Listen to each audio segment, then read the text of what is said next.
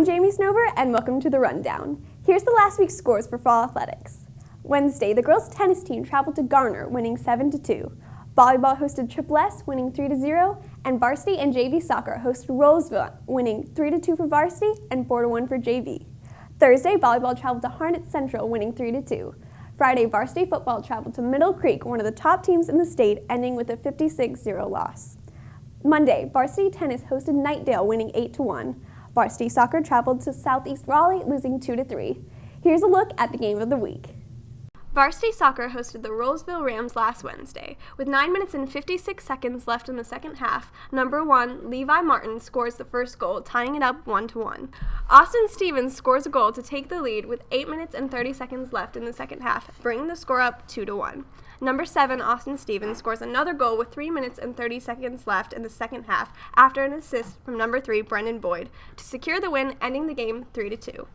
The construction of the field house has raised many questions and concerns for parents, students, and faculty members. We spoke with Superintendent Dr. Ed Kroom about how the budget allowed for the new construction.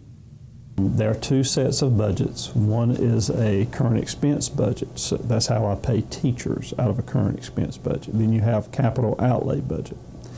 Capital outlay budget is a budget set aside for any type of capital project that may be built. A tennis court project or a sidewalk project that costs less than $100,000 or even $50,000, we use fund balance money to pay for as opposed to long-term financing. But obviously a field house is important, especially to the West Johnston community, but it does not supersede the importance of building an elementary school somewhere if they're overcrowded. So we have to prioritize that facility plan.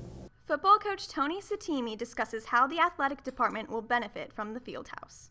We're the only school right now that doesn't have a field house. Now that we do have one, I think it's going to take pressure off of the athletic programs here in more ways than people can imagine. And that's the huge plus. And just, we got great facilities here now as it is, and to add this is huge.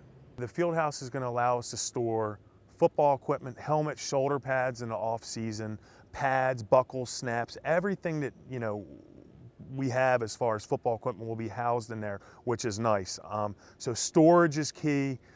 There's going to be a meeting room in there where coaches can get around and study for next week's opponent. It's going to be an air-conditioned facility with restrooms and a training room, which will be great in case of an emergency situation. Kroom answers why a field house was not included in the construction of our school.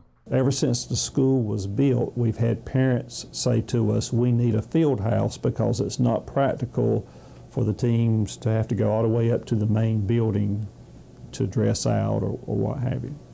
When they hear it over and over and over and over, they say, look, this has been a need for 10 years, we need to get something done. So it makes the priority list. Just because we're building a field house up here, I know there's more needs at West Johnston. The parking lot's a huge issue. Tennis courts are going to need resurfacing. But you have to take what you hear and try to be as equal as you can and be as fair to students as you can and to the taxpayers you can and work through that list. Be sure to visit wjstudentmedia.com or click on the link in the description box for more information on the field house. Tonight, JV and varsity soccer host East Wake. JV plays at 4:30 and varsity plays at 6. Cross country travels to East Wake for a meet at 5. Tennis travels to Rolesville for a match at 3:30. Thursday, JV football travels to Rolesville. Kickoff is at 6:30. JV and varsity volleyball travel to Garner. JV plays at 4:30 and varsity plays at 5:30. The ladies golf team travels to Reedy Creek for a match at 4. Friday, varsity football hosts Roseville. Kickoff is at 7. Saturday, cross country travels to NC State for the Wolfpack run at 8 a.m. Monday, JV and varsity soccer travel to Harnett Central. JV plays at 4:30 and varsity plays at 6:30. Ladies tennis hosts Southeast Raleigh for a match at 3:30. Tuesday, JV and varsity volleyball hosts Knightdale. JV plays at 4:30 and varsity plays at 5:30. Ladies golf travels to River Ridge for a match at 4. Come out and support all your fall athletes. I'm Jamie Snover, and that's your week's rundown.